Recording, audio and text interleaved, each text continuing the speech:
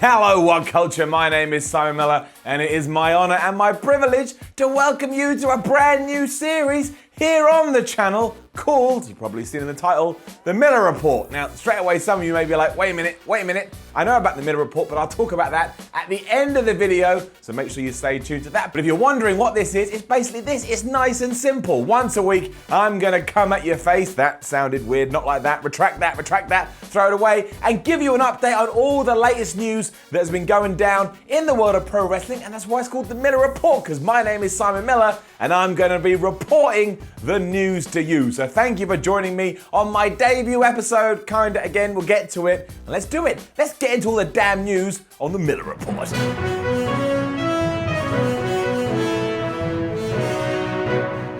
We'll start this week by turning our attentions to Matt Hardy, who apparently is about to retire, or at least has been teasing that much on Twitter, and it ramped up over the last few days because he went on the social media service and actually said fare thee well to his current tag team partner, that being Bray Wyatt. Now, the rumor's been for a while that apparently Matt Hardy's backbone is fusing into his pelvis, which sounds like the most horrific thing I've ever heard in my life, and because of that, he's gonna have to go away for a little while and try and rehab it and try and make himself better. And this was confirmed by Dave Meltzer in the latest edition of the Wrestling Observer, where he said just that. Matt Hardy's gonna go away, he's gonna do some stuff. Hopefully, he's gonna get better, but if not, he's gonna shadow some agents, because that way, if he can't return to the ring, he can go do a producer role behind the scenes. Now, you've got to imagine this isn't the way that Matt Hardy would want to end his in-ring career, so let's keep everything crossed that he's gonna be okay. But don't forget, it's wrestling, and wrestling's crazy. You've got some people like the great Khali that can barely move, and they managed to do all right. Matt Hardy's all creative, he's got a good mind. Hopefully,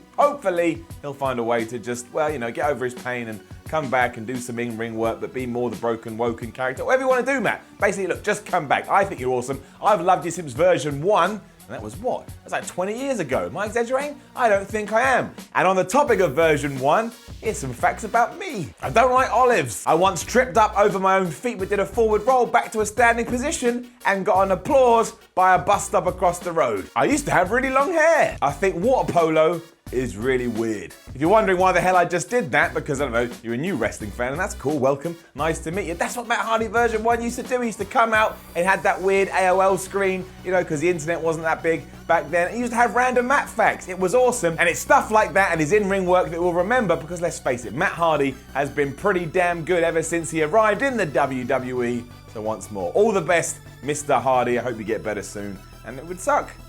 On a quick side note too, it's also been reported that apparently Jason Jordan has also been shadowing producers, because apparently his neck injury is also worse than we first thought. So, more well wishes to him. I don't want nobody to retire. I just want everybody to be happy while they're eating strawberries and cream, because strawberries and cream, as we know, is the happiest meal on the planet, other than, I don't know, like a steak, because protein.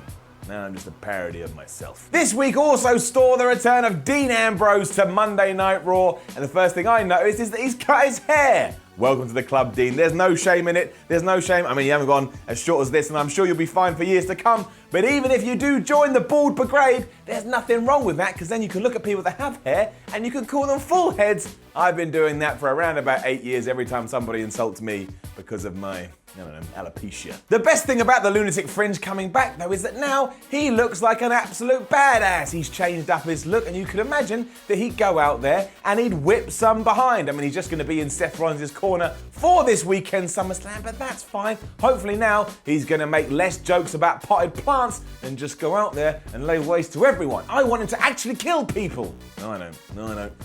I was getting too excited. I don't want any death in WWE. We already had sex with dead people. That happened, so let's never go back to that. And given that Raw actually just lost the tag team because the Deleter of Worlds, as we just said, are parting ways, I actually think that if Seth Rollins and Dean Ambrose team up properly, that could be really good for the division, especially if their first feud is Seth Rollins and Dean Ambrose taking on Drew McIntyre and Dolph Ziggler. That would just be brilliant. Or if you just want to smash your old pal in the back with a chair, given that's what he did to you a few years ago, you do that too, Dean Ambrose. I don't think you're going to get booed that much. Nobody wants to boo a returning hero, but hey, it would make for a lovely talking point, and I love to talk. So whichever way it goes, we're in for a treat, but more importantly than all of that, guess what I went out there and did? I used my journalistic integrity to secure an exclusive interview with Dean Ambrose, and we're going to roll that for you now. So Dean Ambrose, I just want to say thank you so much. It's an absolute pleasure to get you here on WhatCulture. I know you've got to be really busy at the moment, inundated with interview requests, given that you've only just come back to WWE. So first question, how does it feel? Are you excited? And what are your plans going forward now that you're back, you're back on Monday Night Raw? You. Thanks, Dean. And we had another first time ever within the confines of WWE over the last 7 days because Renee Young became the first ever commentator to host an entire episode of Monday Night Raw. And I know Stephanie McMahon has done segments here and there, but that only felt like 3 hours. It was actually only about 20 minutes. And sure, she'll get better over time, but I thought given that we'd never seen this before, she did a damn good job, so much so, I forgot to give it an up on this week's ups and downs, because it just felt natural to me. And really, as much as I like the coach, well, kinda, I don't know, I'm kind of like up and down with him. Haha, lol, lol. It was better than him. Let's face it, it was better than him. Because sometimes he says stuff, and I'm like, that didn't make any sense. What I like most of all is that she just brought a pleasant atmosphere to the Raw commentary booth, which meant the constant bickering went down a lot, and sometimes that is just too much. I want my commentary team to be like a segue into the action I'm seeing, not to take up my brain because they're all like me all the time. I get it. Sometimes you have heel guys and sometimes you have good guys, but it doesn't have to take up the entirety of a show now, does it? But I like this. I hope to see it again soon. 2018's G1 Climax also saw itself come to an end, and it was probably one of the best tournaments New Japan has ever held, even if some of the booking was worse than Monday Night Raw. Oh, see what I did there? Little shot, and I like Monday Night Raw, but I also like trolling. It was just polar opposites from time to time because we had Tama Tonga and Bad Luck Fale who kind of were just there doing what they could but didn't light the world on fire. But then you had Ishii and Ibushi putting on 5-star classics that we're probably going to talk about for a long time to come. With all that said, even what they did was better within days of us actually seeing it for the first time, even though every time I watch New Japan, I'm always like, oh my gosh, somebody's gonna die. It was also wonderful because Hiroshi Tanahashi did actually win the thing. I don't think anybody saw that coming before the G1 Climax kicked off, and on top of that, he made it work with his character too. He sold the whole time and he was just brilliant, even if you didn't like the man beforehand. And if you didn't, what the hell afterwards? I think everyone would have been just like, yes, Tanahashi, yes. And already Tanahashi has signaled that he wants to put his briefcase on the line against Okada, and that's even before we get to Wrestle Kingdom in January. So once again, New Japan has done it. We've got about 52,000 feuds at once, and I want to see every single one of them. What are you going to do? It's just a really well put together promotion. That doesn't mean anybody else sucks, but it does mean they're doing very well. We end with sad news because unfortunately the legend known as Jim the Anvil Neidhart did pass away recently after apparently suffering a fall in his home. The wrestling community flooded Twitter and all of social media with loads of lovely tributes, the saddest of which came from Bret Hitman Hart himself, who couldn't even find the words to convey the loss. But let's try and focus on the life and legacy of Jim the Anvil Neidhart. For straight up, he was one of the most colourful characters from wrestling, and that's why a lot of people remember him 30 years on. And also, he was integral to the Hart Foundation tag team. Without his powerhousing and running around being like, oh, I'm so strong, maybe Bret wouldn't have been able to show off his technical prowess and go on to the main event. The man was even able to get his beard over, and that is saying something. How many times have you been out there and you start doing this and you know what you're referencing, even if non-wrestling fans think you've gone absolutely crazy? He found a way into your brain, and that's because he knew what he was doing. He was also part of one of the best ever matches in WWE history, and of course I'm referencing the 10-man tag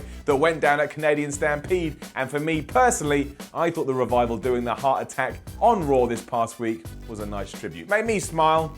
That's all I'm going to say. To sum it up though, that's just two of countless people who will never forget Jim the Anvil Neidhart. Rest in peace. And that's that. That's the first ever episode of the Miller Report here on WhatCulture. I want to thank you for joining me and to implore you to join me again next week while I run down all of the week's wrestling news. Now make sure you leave a comment below, like, share and subscribe. Head on over to WhatCulture.com and read yourself more articles and follow WhatCulture on Twitter at WhatCultureWWE. But also, I gotta say this, because if you go and Google the Miller Report, you may find my daft little YouTube channel where I basically run amok. So now you've got two Miller Reports and you can go support both of them. Isn't that a wonderful world we live in? I think so. I just want to preface that once again. It's weird stuff. Weird. My name is Simon from WhatCulture. This was the Miller Report, and just go out there and have great weekends. And given the time and given the date, enjoy SummerSlam. It comes but once a year, and it is the hottest event of the summer, which means you've got to wear sun cream. I like sun cream. Makes you feel greasy and weird. I'd rather be a burned fool. So if you want to do that too, I can't tell you to do that. because you could get ill, just put the damn sun cream on. See you soon.